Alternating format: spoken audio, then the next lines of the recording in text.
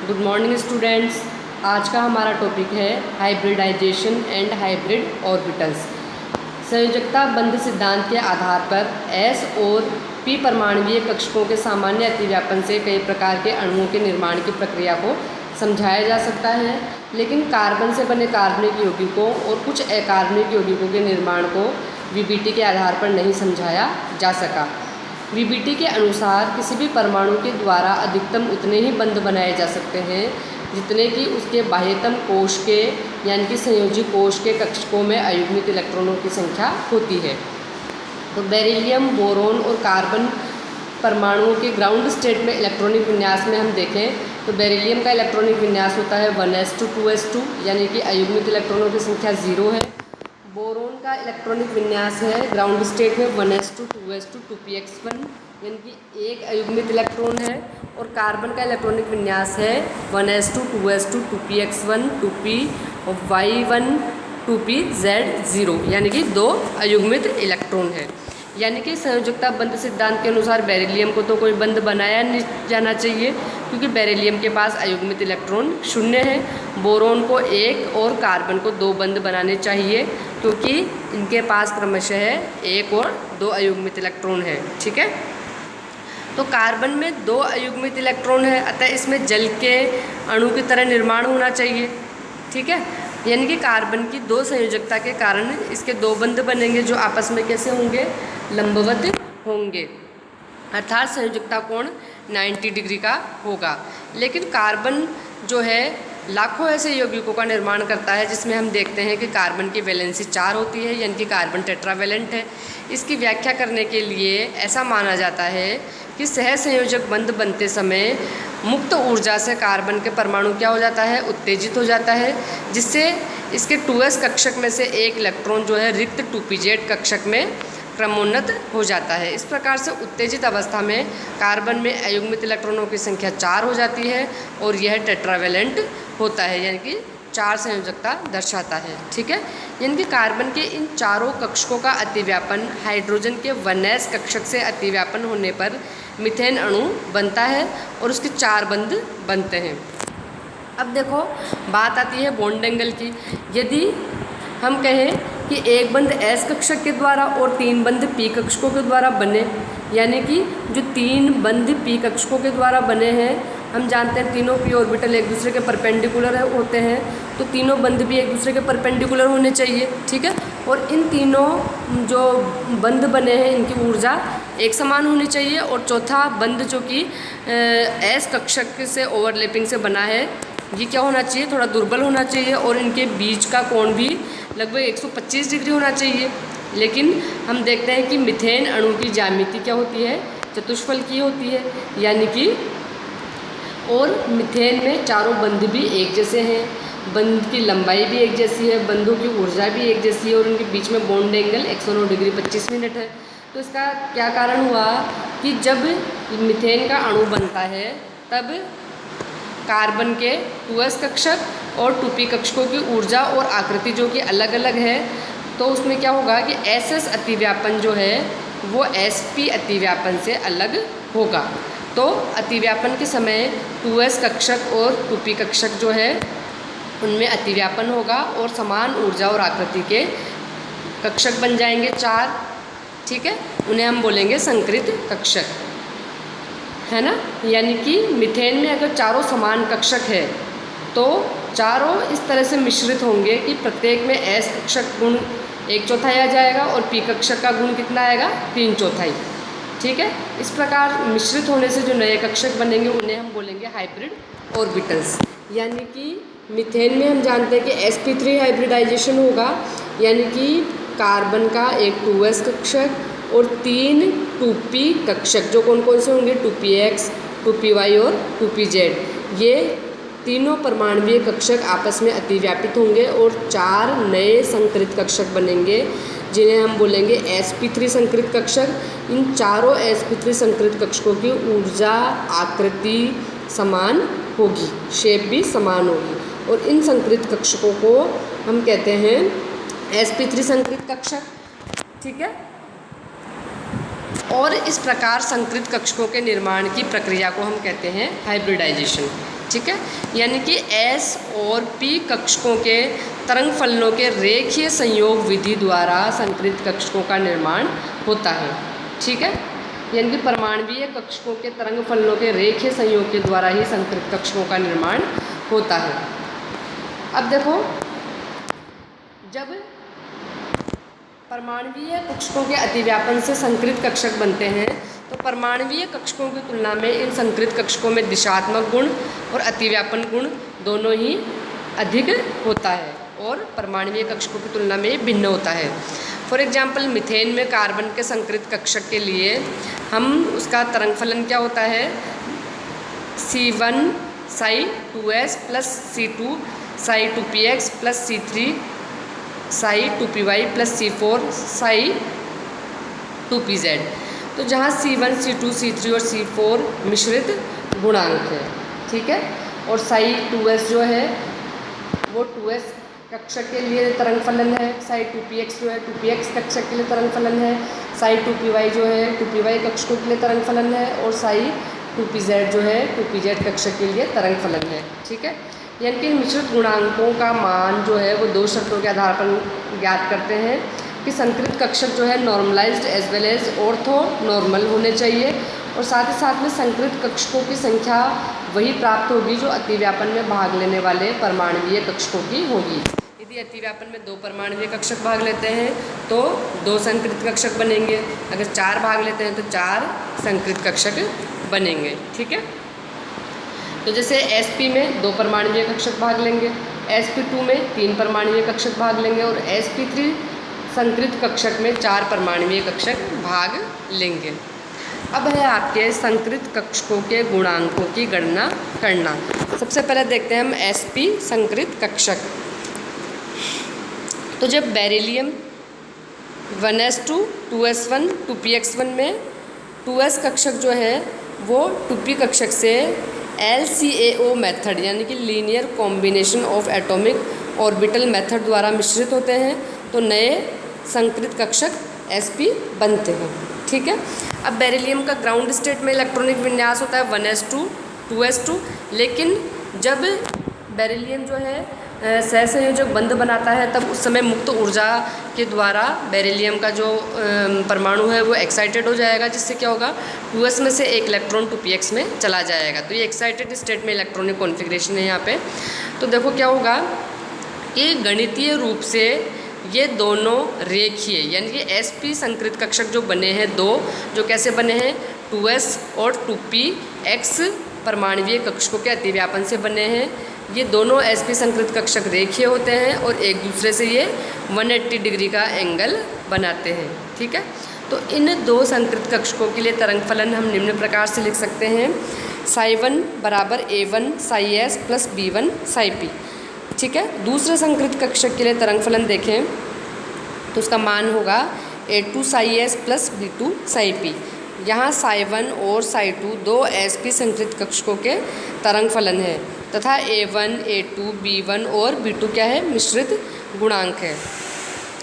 अब देखो हम देखते हैं कि दोनों sp संकृत कक्षकों में s कैरेक्टर कितना है 50-50% और p कैरेक्टर भी 50-50% है। तो यानी कि s कक्षक का आवेश घनत्व जो है वो 2 संकृत कक्षकों में बराबर विभाजित हो गया। अतः हम कह सकते हैं कि a1 स्क्वायर बराबर a2 स्क्वायर बराबर क्या हो गया, हाफ, यानी कि a1 और a2 का मान क्या आ गया आपके पास 1/√2।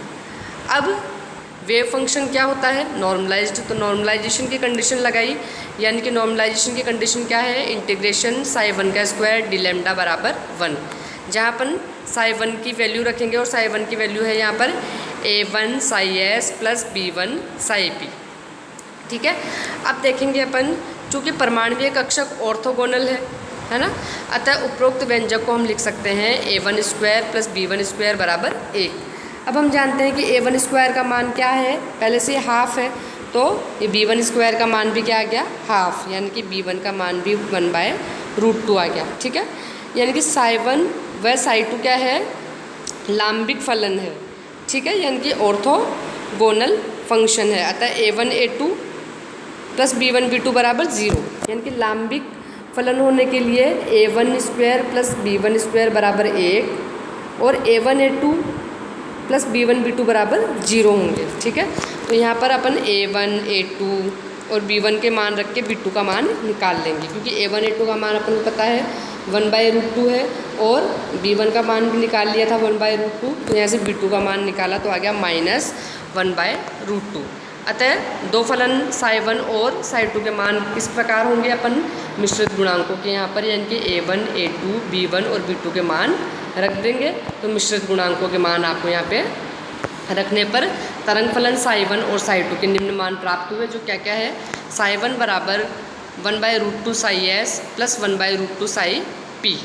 ठीक है, जहाँ से अपन ने क्या किया 1/√2 को कॉमन निकाल लो, तो psi1 की वैल्यू आएगी 1/√2, जो कि यहाँ पे लिखा हुआ नहीं है, यहाँ आएगा 1/√2 ब्रैकेट में psi s plus psi p, क्योंकि psi2 का मान क्या आएगा 1/√2 psi s, यहाँ आएगा माइनस, क्योंकि B2 का मान आया था -1/√2 psi p, तो वही 1/√2 का कॉमन निकाल लिया और ब्रैकेट में बच गया psi s minus psi p। Okay, तो ये क्या देखा गया कि जो नया sp संकृत कक्षक बनते हैं वह p कक्षक से अधिक दिशात्मक गुण पाया जाता है। यानी कि जैसा आप पहले बता चुके हैं कि संकृत कक्षकों में दिशात्मक गुण जो है वो परमाणुीय कक्षकों की तुलना में ज़्यादा होता है, इसलिए संकृत कक्षकों से जो बंध बनता है वो अधिक मजबूत बंध बनता है। परमाणुीय कक्षकों की तुलना में उनमें अतिव्यापन ज़्यादा होता है। ठीक है, यानी कि जब हाइड्रोजन जो कि BeH2 में या फिर क्लोरीन जैसा कि BeCl2 में, इनके परमाणु इन संकृत कक्षकों के यानी कि sp संकृत कक्षकों के धनात्मक लोब से जब अतिव्यापन करते हैं तो अधिक प्रबल बंध बनता है। ठीक है, यानी कि BeH2 में जब हाइड्रोजन जुड़ेगा बेरिलियम के sp संकृत कक्षकों के साथ में, और अगर BeCl2 परमाणु में BeCl2 बन रहा होगा तब बेरिलियम के sp संकृत कक्षकों से क्लोरीन का परमाणु जुड़ेगा। ठीक है, मतलब कि इनके धनात्मक लोब से अतिव्यापन करेगा तो अधिक प्रबल बंध बनेगा।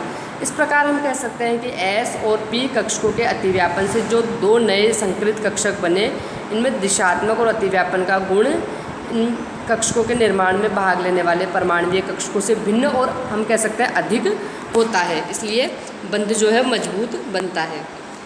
अब आपके हैं sp2 संकृत कक्षक, तो BH3 या BCl3 में बोरोन जो है उसका इलेक्ट्रॉनिक कॉन्फ़िगरेशन क्या है, एक्साइटेड स्टेट में है ये 1s2 2s1 2px1 2py1 के तीन कक्षक जो कौन कौन से होंगे 2s 2px और 2py वो इंटरमिक्स होंगे। और गणितीय गणना के द्वारा हम देखते हैं कि ये तीनों नए कक्षक जो यानी कि तीनों नए संकृत कक्षक बनेंगे वो कैसे होंगे, कोप्लेनर, यानी कि समतलीय होते हैं तीनों बनने वाले नए sp2 संकृत कक्षक, और ये एक दूसरे से 120 डिग्री का एंगल बनाते हैं। अब इन तीन संकृत कक्षकों के लिए तरंग फलन देखते हैं हम psi1 psi2 और psi3। तो psi1 की वैल्यू है A1 psi s plus B1 psi px plus C1 psi py, और psi2 की वैल्यू है A2 psi s plus B2 psi px plus C2 psi py। इसी प्रकार से तीसरे sp2 संकृत कक्षक के लिए तरंग फलन psi3 का मान है A3 psi s plus B3 psi px plus C3 psi py। ठीक है, अब हम देखते हैं कि जो है तीनों sp2 संकृत कक्षकों में s कैरेक्टर जो है वो कितना आया, s कैरेक्टर आया यहाँ पे आपके 33.33% है ना। यानी कि हम कह सकते हैं कि s कक्षक का आवेश घनत्व तीन संकृत कक्षकों में बराबर रूप से बट गया, यानी कि A1 स्क्वायर बराबर A2 स्क्वायर बराबर A3 स्क्वायर बराबर क्या हो गया 1/3। यानी कि हम कह सकते हैं कि A1 A2 और A3 का मान आ गया आपके यहाँ पे 1/√3। अगर हम ये माने कि psi1 जो है वो x अक्ष की तरफ ही है, तो कक्षक py का इसमें योगदान क्या होगा, 0 है ना। इसलिए हम कह सकते हैं कि C1 बराबर क्या हो गया 0। ठीक है, अब psi1 की नॉर्मलाइजेशन की कंडीशन लगाएंगे अपन, यानी कि A1 square plus B1 square plus C1 square बराबर 1। अब हम जानते हैं कि यहाँ पर C1 को मान लिया अपन ने 0।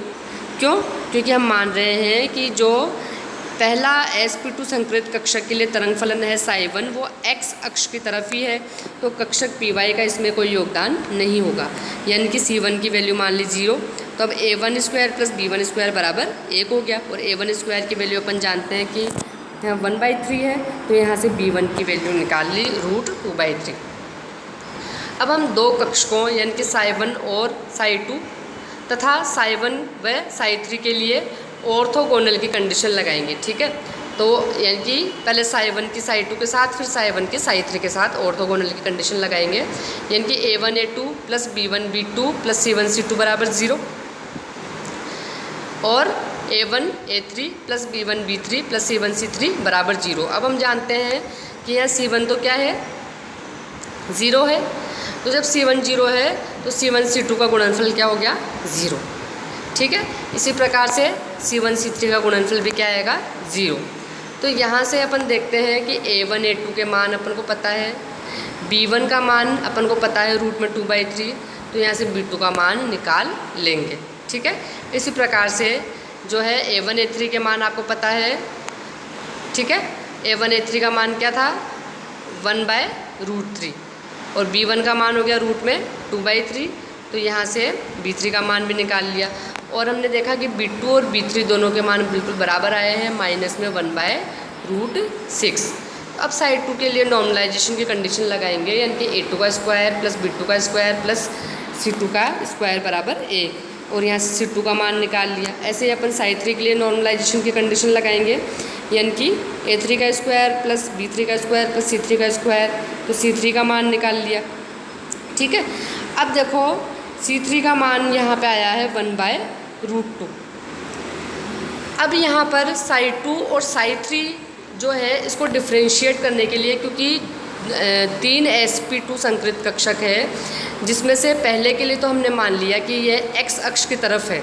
ठीक है, लेकिन दो जो sp2 संकृत कक्षक बचे उनके तरंग फलनों में डिफ्रेंशिएट करने के लिए हम मान लेते हैं कि c3 मिश्रित गुणांक को अपन -1/√2 मान लिया। ठीक है, तो अब इन मिश्रित गुणांकों का मान जो है तरंग फलनों psi1 psi2 और psi3 में रखा जाएगा। ठीक है, तो यहाँ पर psi1 क्या आ गया, 1/√3 psi s प्लस रूट में 2/3 psi px, क्योंकि यहाँ अपन ने माना कि जो psi1 तरंग फलन है, यानी कि पहले जो sp2 संकृत कक्षक है वो x अक्ष की तरफ ही है। ठीक है, तो py कक्षक का इसमें योगदान क्या हो गया, 0, इसलिए यहाँ पे py को नहीं लिखा है, क्योंकि इसके लिए मिश्रित गुणांक का मान क्या है, 0। ठीक है, और 0 किसी भी चीज़ से मल्टीप्लाई करेंगे तो 0 हो जाएगा। अब psi2 बराबर क्या हो गया, 1/√3 psi s minus 1/√6 psi px plus 1/√2 psi py। ऐसे ही psi3 की वैल्यू निकाल लेंगे, और हमने देखा कि psi2 और psi3 को डिफ्रेंशिएट करने के लिए यहाँ पर c2 और c3 को अलग अलग अपन ने रखा है। c2 के लिए यहाँ पे मान आया 1/√2 और c3 के लिए रखा है हमने -1/√2, ताकि दोनों तरंग फलन एक दूसरे से डिफ्रेंशिएट हो सके। ठीक है, अब है आपके sp3 संकृत कक्षक। तो मीथेन में कार्बन परमाणु की ग्राउंड स्टेट में इलेक्ट्रॉनिक कॉन्फ़िगरेशन होती है 1s2 2s2 2p2। ठीक है, लेकिन यहाँ पे जो है कॉन्फ़िगरेशन ग्राउंड स्टेट में 1s2 2s2 2p2 होता है, लेकिन एक्साइटेड स्टेट में जो है वो 2s कक्षक जो है उसमें से एक इलेक्ट्रॉन जो है 2pz कक्षक में एक्साइटेड हो जाएगा। तो इलेक्ट्रॉनिक कॉन्फ़िगरेशन एक्साइटेड स्टेट में क्या बचेगा, 1s2 2s1 2px1 2py1 and 2pz1। यहाँ पे इलेक्ट्रॉनिक कॉन्फ़िगरेशन में मिस्टेक की हुई है, 2s2 की जगह 2s1 आएगा एक्साइटेड स्टेट में। ठीक है, इनके 4 परमाणुवीय कक्षक हो गए 2s 2px 2py और 2pz। ये मिश्रित होंगे आपस में और 4 नए sp3 संकृत कक्षक बनेंगे। और हम देखते हैं कि ये चारों जो है चतुष्फलकीय ज्योमेट्री बनाते हैं और आपस में इनमें बॉन्ड एंगल होता है 109 डिग्री 28 मिनट का। ठीक है, अब इन 4 संकृत कक्षकों के लिए वेव फंक्शन देखेंगे हम। साई 1 बराबर क्या हो गया, A1 Sai 2s plus B1 Sai 2px plus C1 Sai 2py plus D1 Sai 2pz। ऐसे ही अपन साई 2 देखेंगे, A2 Sai 2s plus B2 Sai 2px plus C2 Sai 2py plus D2 Sai 2pz। इसीलिए तीसरे sp3 संकृत कक्षक के लिए वेव फंक्शन साई 3 क्या होगा, A3 Sai 2s plus B3 Sai 2px plus C3 Sai 2py plus D3 Sai 2pz। ऐसे ही चौथे sp3 संकृत कक्षक के लिए तरंग फलन साई 4 का मान होगा A4 Sai 2s plus B4 Sai 2px plus C4 Sai 2py plus D4 Sai 2pz। यानी कि यहाँ A, B, C और D क्या है, मिश्रित गुणांक। अब हम यहाँ देखते हैं कि जो प्रत्येक sp3 संकृत कक्षक होगा उसमें s कैरेक्टर कितना होगा, 25%, ठीक है, और आपके p कैरेक्टर कितना होगा, 75%। यानी कि हम कह सकते हैं कि s कक्षक का जो आवेश घनत्व है वो चारों sp3 संकृत कक्षकों में समान रूप से वितरित हो गया। यानी कि A1 स्क्वायर बराबर A2 स्क्वायर बराबर A3 स्क्वायर बराबर A4 स्क्वायर क्या हो गया, 1/4। यानी कि A1, A2 और A3 और A4 के मान बराबर होंगे और कितना होगा वो मान, हाफ के बराबर। अब हम मानते हैं कि जो पहला sp3 संकृत कक्षक है वो x अक्ष पर स्थित है। यानी कि हम कह सकते हैं कि साई 1 जो है वो x अक्ष पर है, ठीक है। यानी कि साई 2py और साई 2pz का इसमें योगदान क्या होगा, 0। तो हम कह सकते हैं C1 और D1 की वैल्यू क्या हो जाएगी, 0। अब हम साई 1 के लिए नॉर्मलाइजेशन की कंडीशन लगाएंगे। यानी कि A1 square plus B1 square बराबर हाफ। अब A1 स्क्वायर की वैल्यू अपन को मालूम है 1/4, तो B1 की वैल्यू आ जाएगी रूट में 3/2। अब साई 1 और साई 3 और साई 1 और साई 4 के लिए ऑर्थोगोनल की कंडीशन लगाएंगे। यानी कि A1 A2 plus B1 B2 बराबर 0। ऐसे ही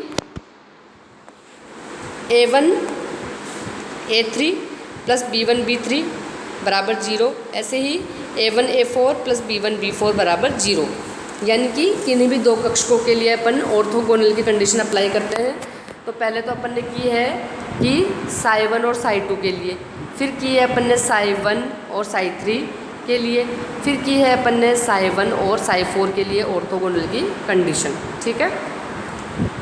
तो यानी कि यहाँ से अपन देखते हैं कि अपन को A1 A2 A3 A4 के मान मालूम है, कितना है वो, हाफ, ठीक है। B1 का मान अपन को मालूम चल गया रूट में 3/2। तो अपन ने B2 B3 और B4 का मान निकाला जो बिल्कुल बराबर होगा, और वो कितना होगा, -1/2 गुणा √3, ठीक है। अब हम ये मानते हैं कि जो साई 2 वेव फंक्शन है वो XZ प्लेन पर है। यानी कि PY का साई 2 में अंशदान क्या हो गया, 0, ठीक है। PY का अंशदान 0 हो गया, यानी कि C2 बराबर 0, ठीक है। तो यानी कि साई 2 तरंग फलन का नॉर्मलाइजेशन कंडीशन अप्लाई करेंगे। यानी कि A1 square plus B2 square plus C2 square plus D2 square बराबर 0, जहाँ से C2 बराबर क्या रखा, 0। तो यहाँ इस नॉर्मलाइजेशन की कंडीशन को अप्लाई करने के बाद हमने D2 का मान निकाल लिया, और D2 का मान आया है यहाँ पे रूट में 2/3। इसी प्रकार से हम साई 2 और साई 3 और साई 2 और साई 4 के लिए ऑर्थोगोनल की कंडीशन अप्लाई करेंगे, ठीक है। यानी कि पहले तो अपन ने साई 1 साई 2, फिर उसके बाद साई 1 साई 3, फिर उसके बाद साई 1 साई 4 के लिए ऑर्थोगोनल की कंडीशन अप्लाई की थी। अब हम करेंगे साई 2 और साई 3 परमाणुीय कक्षकों के लिए, और साई 2 और साई 4 के लिए ऑर्थोगोनल की कंडीशन अप्लाई करेंगे। तो देखो क्या होगा, A2 A3 plus B2 B3 plus D2 D3 बराबर 0। इसी प्रकार से A2 A4 plus B2 B4 plus D2 D4 बराबर 0। तो यहाँ से D3 और D4 के मान निकाल लिए और वो बिल्कुल बराबर आए, यानी कि -1/√6। इसी प्रकार से हम साई 3 के लिए नॉर्मलाइजेशन की कंडीशन अप्लाई करेंगे, तो C3 का मान निकाल लिया। इसी प्रकार से साई 4 के लिए नॉर्मलाइजेशन की कंडीशन अप्लाई करने पर हमें C4 का मान प्राप्त होगा। इन सभी मिश्रित गुणांकों के मान जो है हम sp3 संकरित कक्षकों के लिए जो 4 तरंग फलन है उसमें रखेंगे। तो साई के मान क्या क्या मिलेंगे? साई 1 का मान आया half Sai 2s plus root में 3/2 साई 2px। ठीक है, क्योंकि हमने माना कि जो साई 1 है वो x अक्ष पर है, तो जो है आपके 2py और 2pz कक्षकों का जो योगदान होगा वो साई 1 के लिए 0 होगा। ठीक है, साई 2 के लिए माना कि ये xz प्लेन में है, इसलिए xz प्लेन में है। ठीक है, इसलिए साई 2 के लिए वैल्यू आई 1/2 साई 2s माइनस 1/2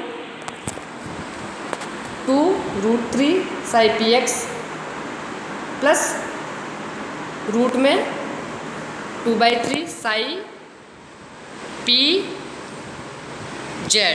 z आएगा यहाँ पे, ये साई pz आएगा क्योंकि हमने माना कि साई 2 जो है वो xz प्लेन में है, तो py कक्षकों का जो योगदान है साई 2 के लिए वो 0 है। इसलिए यहाँ पे आएगा साई 2 का मान 1/2 psi 2s minus 1/2 √3 psi px plus root में 2/3 साई pz। py कक्षकों का साई 2 के लिए योगदान 0 होगा। ठीक है, इसलिए यहाँ py की जगह pz आएगा। अब है साई 3 के लिए 1/2 psi 2s minus 1/2 √3 Sai 2px plus 1/√2 Sai 2py minus 1/√6 Sai 2pz। इसी प्रकार से साई 4 का मान आ गया 1/2 psi 2s minus 1/2 √3 Sai 2px plus 1/√2 Sai 2py minus 1/√6 Sai 2pz। तो गणना जो है इस बात को बताती है कि इनके बीच का जो कोण है वो कितना आता है 109 डिग्री 28 मिनट, और इनकी ज्योमेट्री क्या है चारों sp3 संकरित कक्षकों की, वो है आपके टेट्राहेड्रल। ठीक है, यानी कि 4 sp3 संकरित कक्षक समचतुष्फलक के चारों कोनों पे होते हैं, और इन सभी संकरित कक्षकों में जो दिशात्मक गुण होता है वो s और p परमाणवीय कक्षकों की तुलना में ज़्यादा होता है, और अतिव्यापन का करैक्टर भी इनमें ज़्यादा होता है। इसलिए जब ये बंध बनाते हैं sp3 संकरित कक्षक हाइड्रोजन के 1s परमाणवीय कक्षकों के साथ अतिव्यापन के द्वारा, तो बनने वाला सहसंयोजक बंध बहुत मजबूत बनता है। ओके।